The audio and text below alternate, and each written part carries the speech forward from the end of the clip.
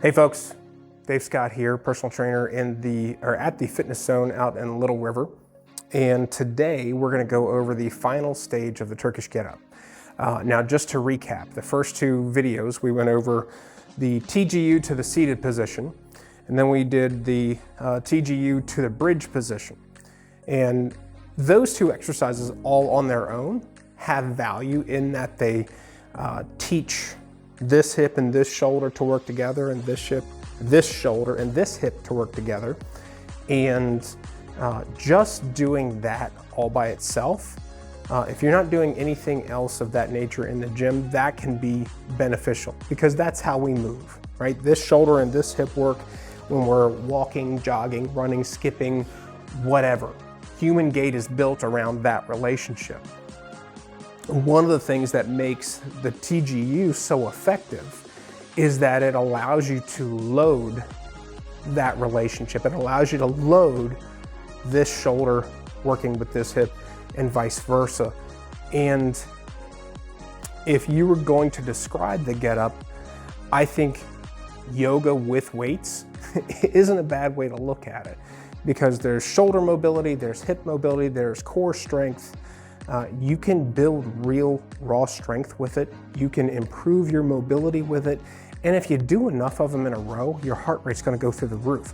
So you can get cardiovascular work out of it as well. The get-up is really kind of a Swiss Army knife of exercises.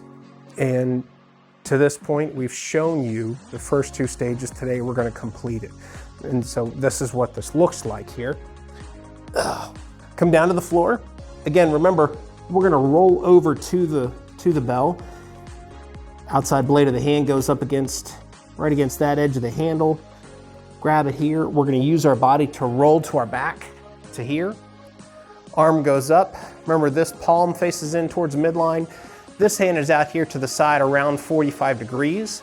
I'm gonna push off through this foot, dig in with this elbow, roll to here, come up to my hand. I'm gonna bridge up. Now this is where we left you last week. What we're gonna do now is we're gonna sweep this foot through to this position here. Once I'm here, I'm gonna come up off of that hand. In the half kneeling position, I'm gonna adjust my feet, get to the point where I feel steady, and then I'm simply gonna stand up. To get back down, I'm just gonna reverse all those movements. I'm gonna step back, drop that knee, bring this hand down. I'm gonna plant on this foot, extend this leg through, keep the high bridge for just a second, drop to my butt, drop to my elbow, all the way back down. Use both hands, put it down safely, and then we're gonna switch sides. Remember, when you're transitioning the bell, you can either roll you around or take the bell around your head. You can also take it over your stomach, just don't take it over your face. So again, we're gonna roll to the side, grab a hold of it with both hands, and where this edge of the hand is here, use the body weight, get to the back. This arm goes up, palm facing in towards the midline. This hand is out here. Drive off of this foot, dig in with this elbow. Get to here. Didn't mention this on the other side, but remember, you want to keep your posture tall through your trunk. Don't sink into that shoulder. Stay tall. Get here. We bridge. This foot is going to sweep through. Come up off of that hand, and from here, we can adjust the feet. Stand up. Reverse the motion, back to the knee, plant that hand, extend through, hold the bridge for a second, drop to the hips, drop to the elbow, and down. All right, now that is the complete TGU. There are a couple of mistakes that some folks will make with the full get-up, and what that will look like we're here, we're here, we're here. Sometimes what you'll see people do is they'll try to fold this leg up underneath of them this direction. And what ends up happening with that in a lot of cases is you'll actually feel that hamstring cramp up, which is not something you want to have happen, especially if you've got a heavy weight up over your head. So don't fold the leg up underneath of you here. Think about pulling this knee towards that hand. So we're here, and we're just gonna pull the knee back that direction. Trying to get it as close to this side hand as we can. And then from here, that gives us a nice broad base.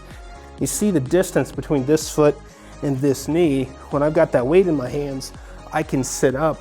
Now I've got a broad base of support, and I can adjust my feet to whatever position I need to feel comfortable to come up into the standing position, okay?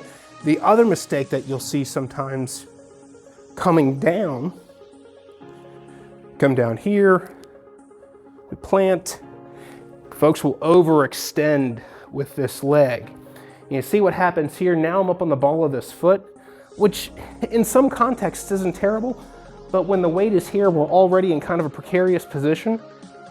We want the weight to stay here on the heel. So when we're coming down, we plant, and you just extend that leg as far as you can go without compromising where this foot is in that position. Down to the elbow, to your back. Now, as far as programming the get up, again, it's one of those exercises that allows you to use load and to really challenge this relationship, or the relationship between this shoulder and this hip and vice versa, strengthening your core in the process. Start light to begin with, because you're gonna have weight over your head in some awkward positions. Get used to having that weight in those awkward positions before you try to go heavy. The get up is also one that doesn't necessarily lend itself to high reps in the same way that other exercises do, because there's so many steps. I generally tend to look at each rep of the get up somewhere in the neighborhood of 3 to 5 reps equivalent to another exercise, right? Because there's so many steps in the get up. So if you really want to jack your heart rate up, push your heart rate up high, try doing a set of 5 unbroken, meaning you don't put the weight down.